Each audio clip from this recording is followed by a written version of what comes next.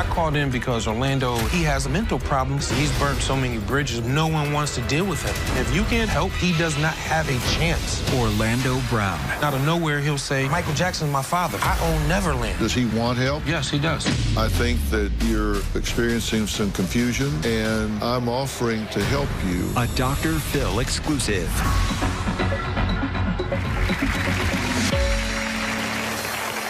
Orlando Brown is best known for his role as Eddie on the hit Disney Channel show, That's So Raven. As a teen, he won over fans with his charming smile. But now, at 30 years old, Orlando has gone from a promising young actor to a homeless, mentally ill addict. Orlando's friends say they fear the actor is near death. Now, disturbing videos of the former star ranting and raving, as well as a string of recent arrests, made headlines and had fans very concerned for Orlando's well-being. Take a look. A former Disney star arrested. Orlando Brown, best known for his role on That's So Raven, was arrested for alleged domestic battery and drug possession back in January. In 2014, he struck a plea deal after being accused of threatening to kill a woman and her daughter. He was also arrested on DUI charges in 2013 and in 2011, and for marijuana possession in 2007. Orlando's friends and associates reached out to us, desperate for help for the troubled star. Orlando's friend and manager, Solomon Barron, said he was willing to do anything to get us to help save his friend's life. He brought Orlando here to meet me, and here's what happened. Dr. Phil. Solomon. How are you, sir? Oh, not bad. Well, it's good to meet you. It's my pleasure. You are apparently a very nice guy, a very giving friend, and a very patient man. I try to be. Because you've been hanging in there for your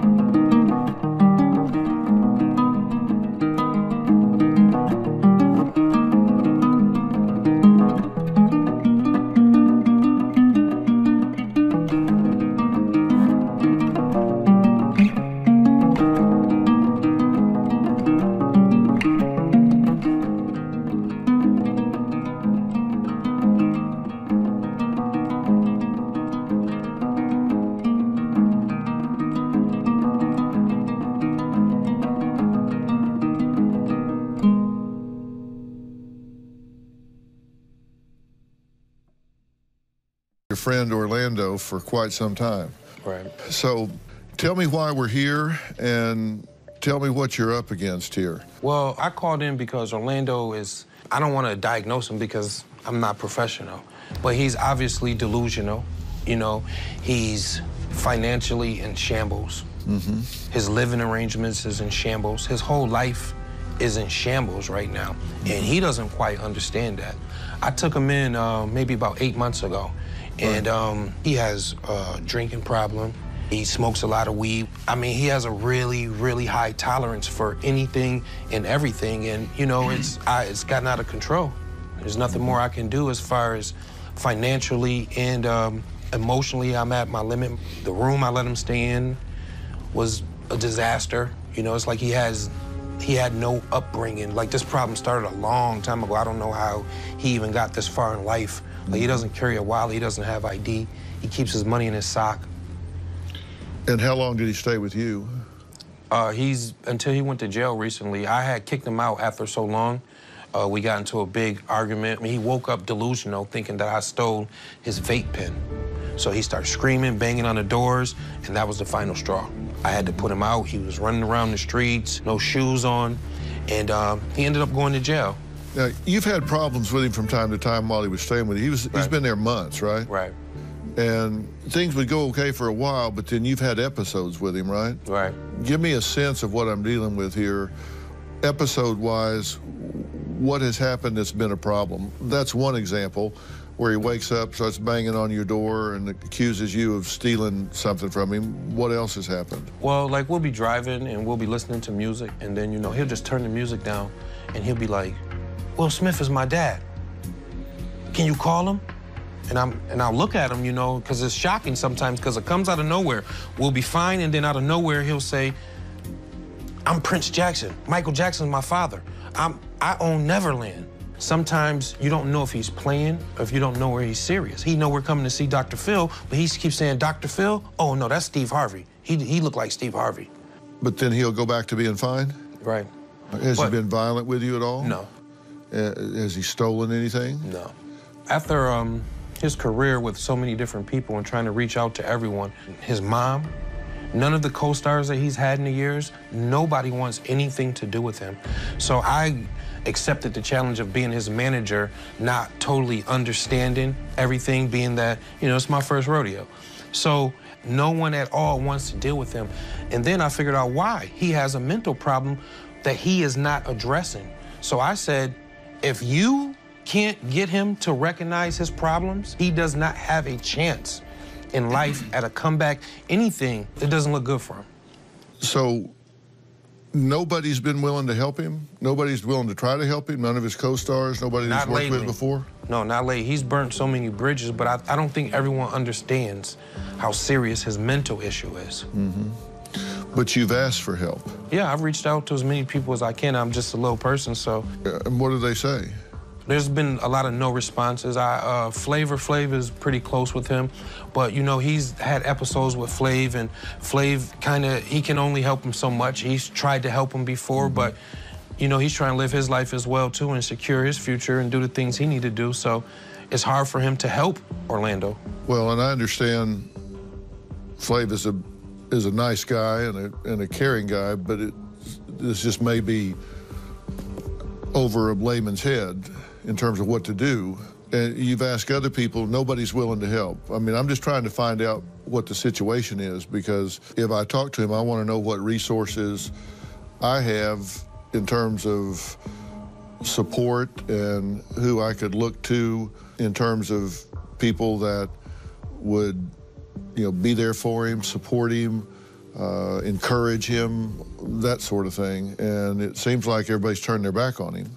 Well, it kind of works both ways, because when you figure out all the games and all the things he's doing, he tries to push you away.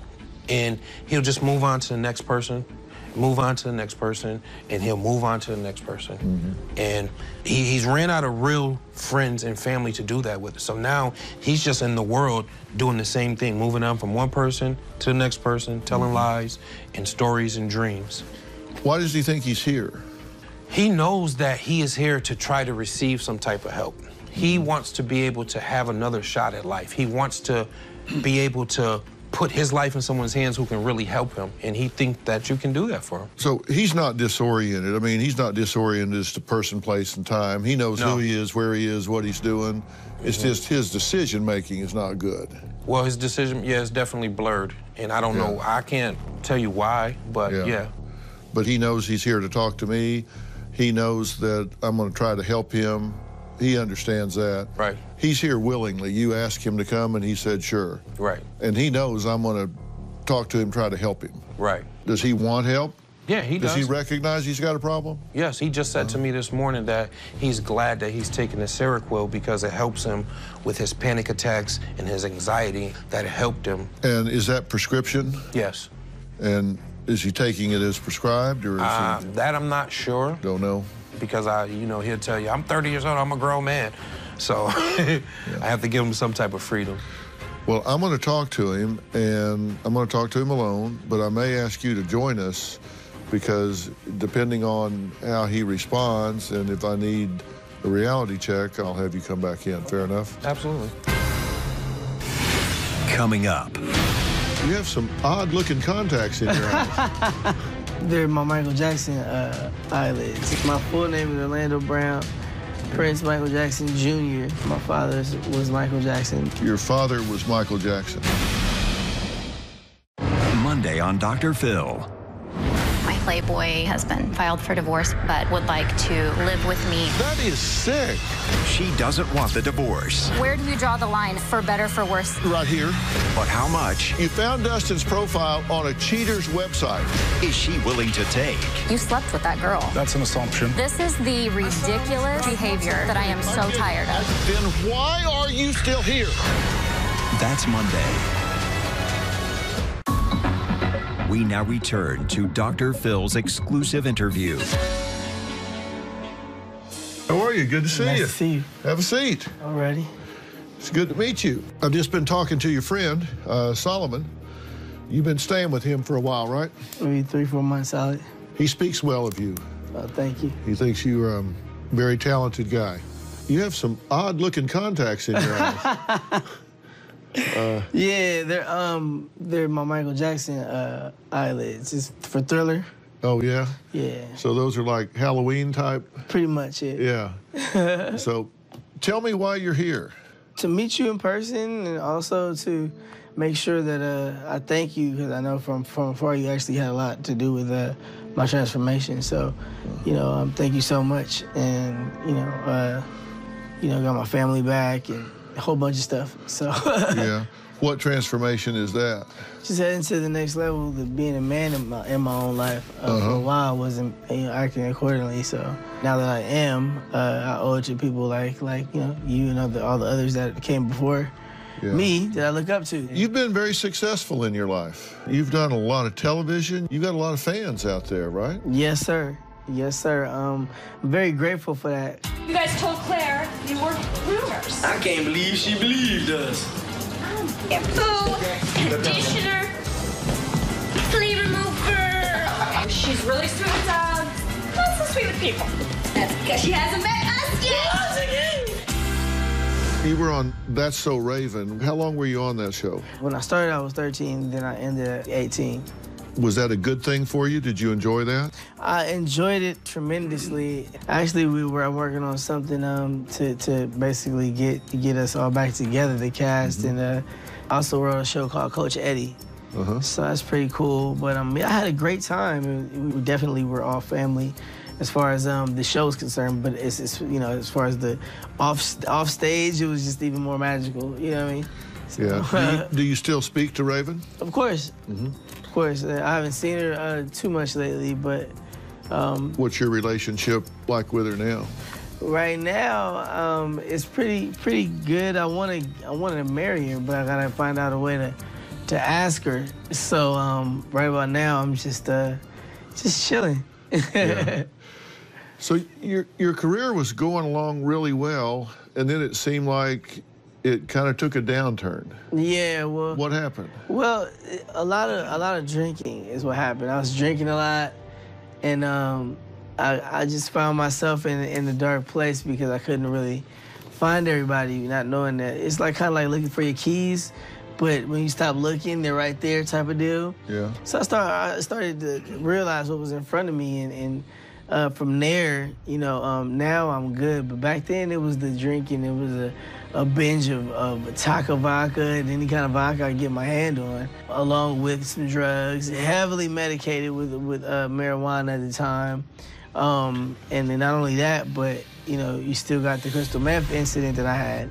So, you know, and I started to sell it, essentially, but, you know, just the influence and the demons that come with that drug, you know, kind of took over. So I'm glad I kicked that. So today I'm glad to say I'm 4 years sober, and you know, it's been quite a journey.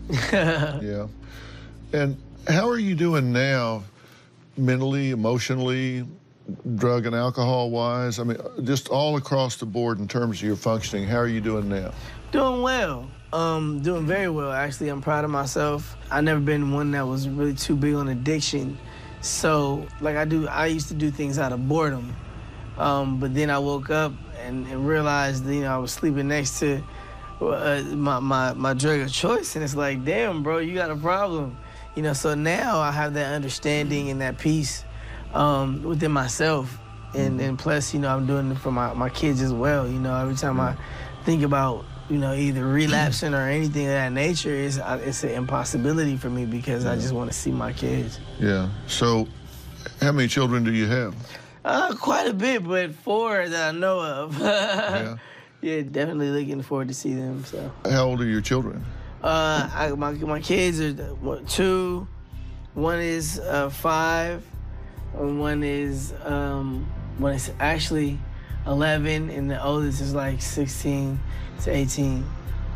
Okay, 16 or 18? Yeah, 1 of the 2. You're not sure? Not sure until I get in front of their faces. I've been like I said, I was a mess for a while, man. What's your 2-year-old's name? The 2-year-old's name, actually Shyler. And is that a girl or a boy? That's a little girl. What's your 5-year-old's name? Orlando Jr., actually. What's the 11-year-old's name? My 11-year-old's name. I gotta figure that one out. But if I had to name him anything, it'd be John. What do you mean if you had to name him? He doesn't have a name? I mean, like I haven't met all my children yet. I only seen Mason when he was little. But as far as the little girls and everything, I haven't met them yet. Yeah. What's the 16-year-old's name? That don't even know that either. Don't know the... No, don't know the 16-year-old's name. That's what I'm intending on doing. Getting, you know, back with the fam and figuring out, you know, who everybody is and what everything is. Yeah. You know? What's your full name? My full name is Orlando Brown, Prince Michael Jackson Jr., and that's AKA Blanket. So what's Prince Michael Jackson Jr.? Well, it's my nickname I gave to myself. Because, my father was Michael Jackson, great Michael Jackson. So. Your father was Michael Jackson. Coming up. What were you arrested for? That was trespassing on basically my own property. You were trying to get into the place when it was locked, and so the police... Yeah, basically. But they dropped it. They dropped everything and dismissed the whole case. Dr. Phil's exclusive interview continues. So what's Prince Michael Jackson Jr.? Well, it's my nickname I gave to myself. Because, my father was Michael Jackson, great Michael Jackson. So. Your father was Michael Jackson? Mm-hmm. How do you know he's your father? Well, you hear through the grapevine. But aside from that, it's the characteristics of a person. You know, I used to always wonder why I'm so astronomically blessed and gifted when it comes to being talented. You know, I rap, sing, and I do everything immaculately. The eyes, and also just speaking to different Jackson family members that, you know, have confirmed it. So, it's just it's a blessing to know that. I can sit here today and say that, yeah, that Michael Jackson was my father. But the reason you say he's your father is because he was very talented and you're very talented? No. Based off of, actually, like I said, actual family members letting me know and telling me, and also my mother. Your family members have told you? Mm-hmm. His family members or your family members? His and mine. Because I know a lot of his family members. Yeah, well, they call me Michael Jackson Jr. So, aside from that, that's all the confirmation in the world. When you ask, after the first time you hear it, you're like, why are you calling me that? And they telling you, like, yeah, boy, that's your daddy. I'm like, oh, okay. Yeah. Tell me about Neverland. Well, I've never been. I know my father would have wanted me to have it. He left it for me, so that's just something that's very awesome to me. Did you know Michael Jackson? No.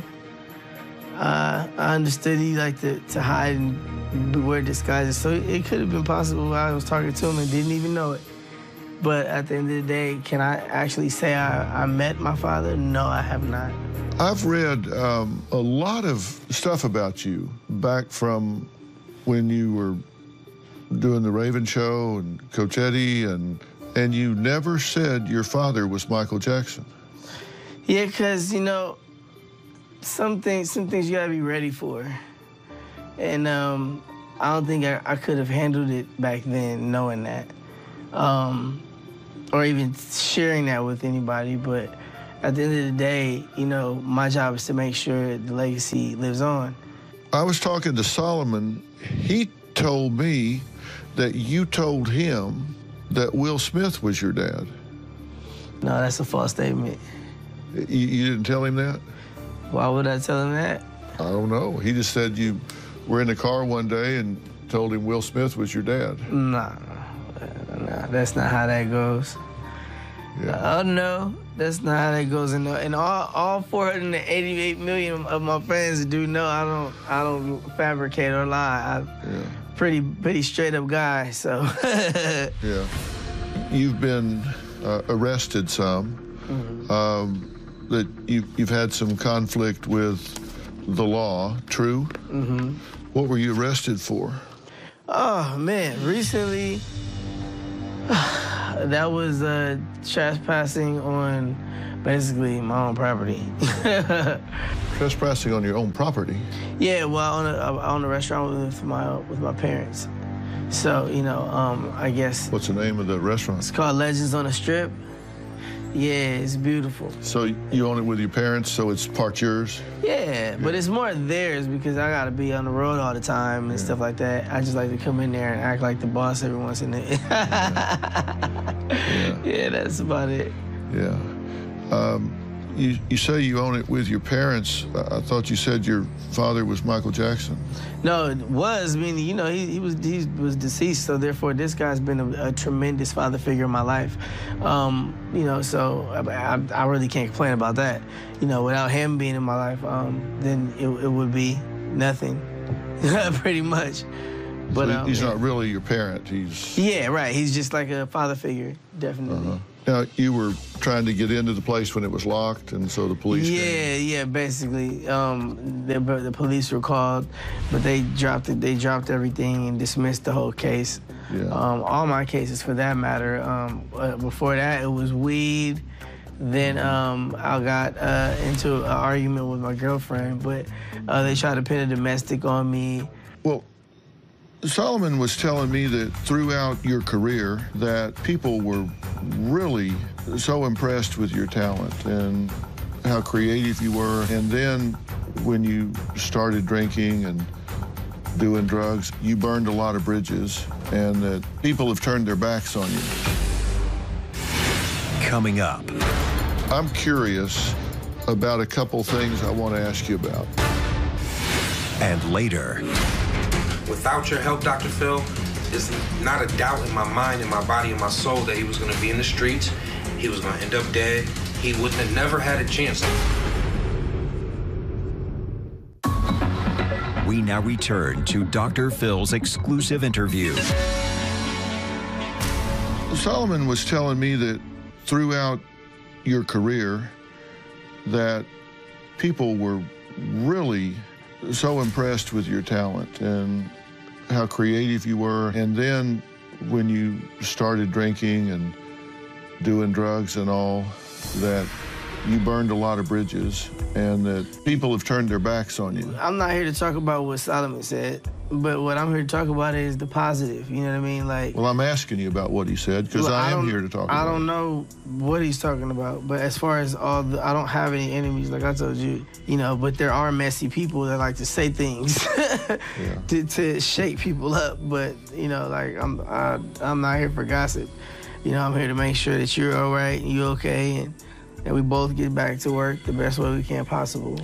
Well, that's what I'm interested in, is you getting back to your career and being healthy and happy. And I'm curious about a couple things I want to ask you about. Solomon brought you here today and told me that he wants me to help you. I'm not really worried about Solomon. I'm more worried about the verbal abuse and a whole bunch of stuff that, you know, he has to get off his chest. But I do feel embarrassed that he would even try to go that low. So, you know. What's low? Low is to get here and then all of a sudden say something negative to you, knowing there's no problems. Well, he didn't say anything negative to me. Well, that's how I took it. Forget him. Let me ask you. I've been doing this for 45 years. So I'm a pretty good judge of whether people are functioning at their peak efficiency or if they're functioning at less than their peak efficiency. And I'm curious if you think you need some help getting yourself sorted out so you can get back to your career. It's like watching the company you keep is a big thing. But when you're pushed to not have to, you know, basically like watch the company you keep, meaning if you have people that know who you are before you, it becomes a problem. That's been my problem. So right now, I need help with is me basically having my home, my kids, and my wife. That's all I need. And like I mentioned earlier, 4 years sober, I don't think I need the help. I think that some people on the outside need to grow up. And they need to really take responsibility for what they've done in their lives and stop trying to hide between other people's masks. Here's what I'm thinking. When you've been arrested and put in jail and encountered conflict with authority and all, have you ever been diagnosed with a mental illness or put on medication? I have medication because I was forcefully taken to one of the mental institutions. Mm-hmm. Before that, I was in the ER, and before that, I was in a rehab. Before that, I was in jail. Medication help you? It stops you from talking. So no, it doesn't. Yeah. It makes you sound. Yeah, it sometimes can be too much. Yeah. So, but I mean, I find that when I have panic attacks or something like that, it helps out there. But I'm rarely having panic attacks now because everything's coming together in my life. So. Let me tell you what I think. Can I tell you what I think? Coming up. I think you're making a big mistake by not hearing me, because I think what you're going to do is you're going to go back out there, you're going to wind up being homeless, arrested, and in trouble again. Tuesday on Dr. Phil. I am 1,000% certain that I am pregnant. You say there are 6 babies. I am getting 6 heartbeats. And you're how far along? I'm 3 years, 7 months. Medical miracle? The ultrasound shows an empty uterus. But I have more than one uterus. Or all in her head. There it is. Bam, bam. You examined Zona, correct? I did. Were there multiple uterus? That's Tuesday. We now return to Dr. Phil's exclusive interview. Let me tell you what I think. I think you're a really nice guy, and I don't have any trouble understanding why you've been so successful, because you're really charming, and you clearly have that ability to pop off the screen and get people's attention. I think sometimes life can really get us kind of balled up. And, you know, you say you've been 4 years clean and sober, but there are long-term effects when we do crystal meth and things that can really affect the neurotransmitters in our brain. And whenever we do certain drugs, it can connect half a thought with another half a thought, so it can get pretty confusing. And I think there's a real good chance that what you've been through has caused you to have some neurological disruption. Well, no, not necessarily. Me personally, not to cut you off, me personally, it's not about, you know, saying F it or anything. It's very clear to me that some of your thinking is confused. And I think that you need some treatment for that will unravel that. And I think in a very short time, you can get back to being the Orlando that has been so successful in your life. And I know that even with some of that confusing and racing thoughts, that somewhere in there, you know what I'm saying is right. And somewhere in there, you know that I'm offering to help you, and you should take that help. I'm 4 years sober for a reason. I just now got out of rehab. I just now got out of ER. I'm not doing no more time away from my kids other than I need to. I appreciate that, but me being free after being locked behind bars for no reason and being set up, I can't dedicate another 90 days of being monitored all my life. I don't need that crap like other people. It's a slap in the face to people that actually need it. So you want to get back to your kids? Yeah, it's like, I want my kids to be with me in Neverland. I just don't want to. And how old are your kids? I got a 2-year-old, 2-year-old, 5-year-old. I think it's 8 and 11. All right. Now, and what's the 2-year-old's name? 2-year-old, still in the belly. Still in the belly. We don't know yet. Okay. And what's the 5-year-old's name? That's Mason. And the 11-year-old? Shyler. Okay. Can I show you something? Yeah. I asked you before if you had kids. You said, yes, I have 4. Mm-hmm. And I said, okay, what are their ages? You said 2, 5, 11, and 16. Mm-hmm. I said, what's the 2-year-old's name? You said Shyler. Okay. The 5-year-old is Mason. Right. The 11-year-old is John. Right. 16-year-old, I don't know. I got to find out. Right. I asked you this time, you said the 2-year-old don't know the name because it's still in the belly. That's because I have a baby on the way as well. I just mentioned that. So the 2-year-old is still in the belly, so that means that child has been in there for 2 years. Not necessarily. And then you said the 5-year-old is Mason. Then you said there's an 8-year-old. Up here you didn't say there was an 8-year-old. Down here you said there's an 11-year-old. And you didn't mention a 16-year-old. Did you not hear me say before you started this whole conversation about my kids? What I said was, I have a lot of kids, but I'll say I'll have 4 right now. That's exactly what I said. So me, as a father, is still trying to jump back into that life and figure out who everybody is. You can't ridicule me for not knowing exactly. I'm not ridiculing you. All right, well, yeah, because I mean, of course I'm going to make a mistake if I haven't seen my kids. They were taken from me.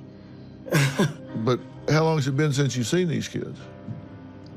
Bro, honestly, I see my kids everywhere. But at the end of the day, like I said, I barely see them. I don't know them. They don't know me. That's what this whole thing is about. Being able to identify and, you know, get back with my kids and stuff. I'm not showing you this to make you feel bad about not being around your kids. I made the point that right now, you're an extremely intelligent guy. Mm-hmm. And I said, but you're confused in your thinking. And as evidence that you're confused in your thinking, 30 minutes apart, you are confused about names and dates of children. Yeah, well, I'm trying to put that together. That's what I'm supposed to be here for. I came here today to offer you some help. I think it is in the form of a mental illness that can be dealt with very handily. I've offered you that, and you have rejected my offer.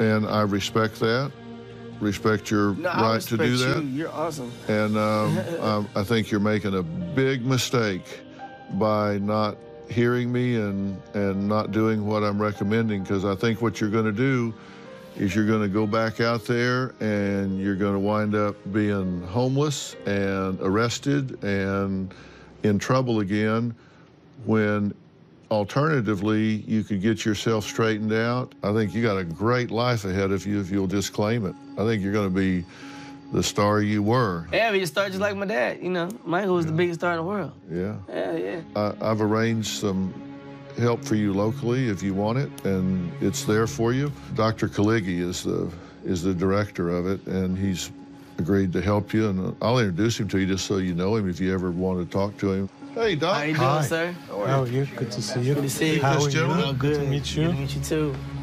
Dr. Kaligi is the director at Creative Care in Malibu, and you guys could help him immensely, don't you think? Absolutely. We can certainly do some evaluation, do some testing, get you on the right track. It's a beautiful Yeah, that sounds place. cool, but I don't have the time right now. Yeah. I really wish I did have the time. Like, Right. I've been going through treatments and a lot of group sessions and all this stuff unnecessarily in the first place, but I refuse to let myself believe that, you know, that I have a problem. If it's not broke, don't fix it. Yeah, Solomon, come on in. Have Solomon come in. Hey, come in. So... Here, you can have my chair. I'll sit next to you here. I was just saying to Orlando that Dr. Kaligi here is here, that could take him out to this beautiful place in Malibu and help him out, give him a great place to stay and work on himself while he's there. And he says he doesn't have time. I asked him where he's going to go when he leaves here. Do you know? I think that is the best thing, bro. I think that before we do anything else, I think it's imperative that we do it. Well, like I said, I got a lot of girlfriends, so... What if I go with you? Bro, you tripping right now. Anyways, yeah, thank you, sir. I really appreciate it. Okay. All right. If I can help you at some time, you let me know. All right, you got it. Coming up. I don't need nothing right now for people to back me up. I didn't come out here to go to Malibu, man. I'm sorry, it's not gonna happen.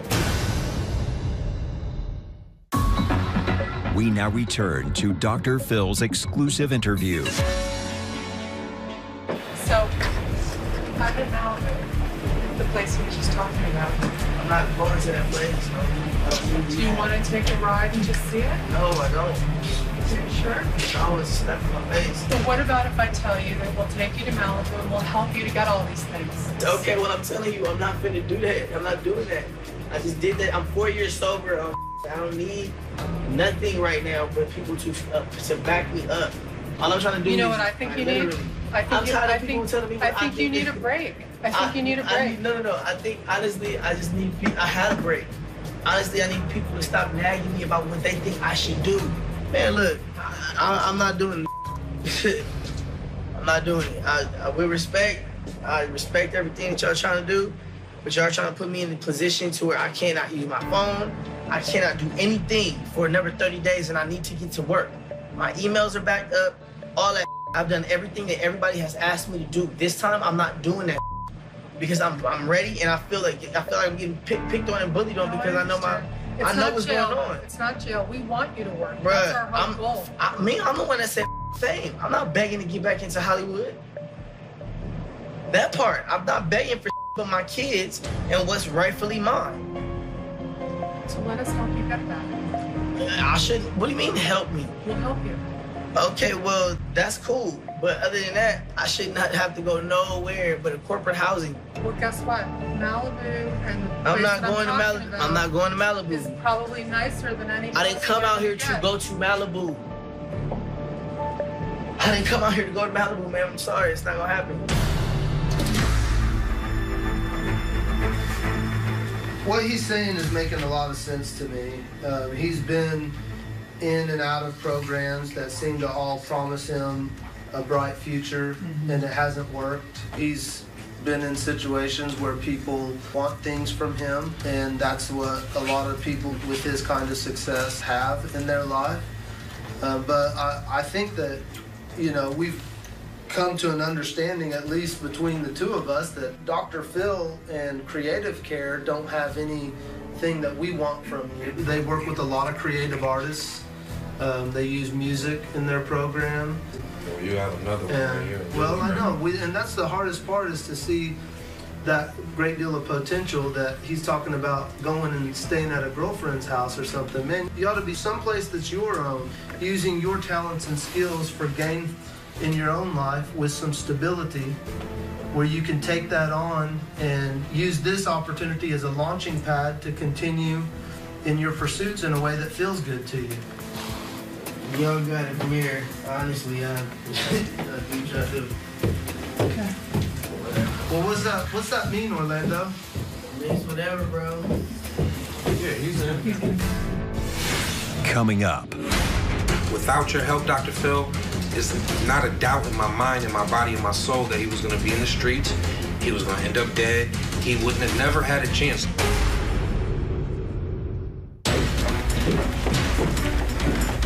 I think that we're going to be heading out to Malibu and he's going to get the treatment that he needs. I feel really relieved because, first of all, if he didn't do this, I was going to have to leave him somewhere. I don't know where, but he was going to end up somewhere. He was going to be on YouTube, TMZ. He might have got arrested doing something stupid. At least he has a chance. He has a fighting chance. He just has to do the right thing. He has to have the right care. Without your help, Dr. Phil, there's not a doubt in my mind, in my body, in my soul that he was going to be in the streets. He was going to end up dead.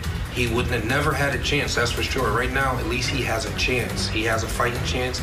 He can make a comeback. He can do whatever he wants right now because he has the opportunity. The world sees what he's going through. The world loves him. And that's all because of you. Hope that he's going to be okay.